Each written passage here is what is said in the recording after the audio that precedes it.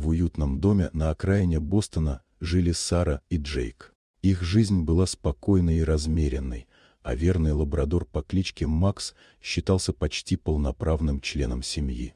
Однако в последние недели Джейк стал замечать странности. Стоило ему выйти из дома, как Макс буквально превращался в тень Сары, не отходил от нее ни на шаг. Казалось, он следил за ней с напряженным вниманием, будто защищал от невидимой угрозы. Когда Джейк возвращался вечером, он неизменно находил Макса у ног Сары. Пес сидел прямо, не сводя с хозяйки глаз, и выражение его морды напоминало скорее охранника, чем обычного домашнего любимца. Это начинало настораживать. Ситуация обострилась. Стоило Джейку обнять жену, как Макс вставал между ними, мягко, но настойчиво отталкивал его боком и при этом виля хвостом.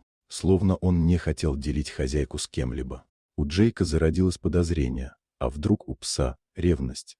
Сара смеялась, стараясь сгладить напряжение, но сама выглядела неловко. Макс стал буквально преследовать ее, сопровождал даже в те моменты, когда она явно хотела побыть одна. Однажды Джейк решил во всем разобраться. Он нарочно вернулся домой позже обычного и стал тихо наблюдать. На кухне он увидел Сару. Она стояла у стола, а Макс положил передние лапы ей на колени и смотрел в глаза. Сара смеялась, но смех был чуть напряженным. У Джейка закипали эмоции.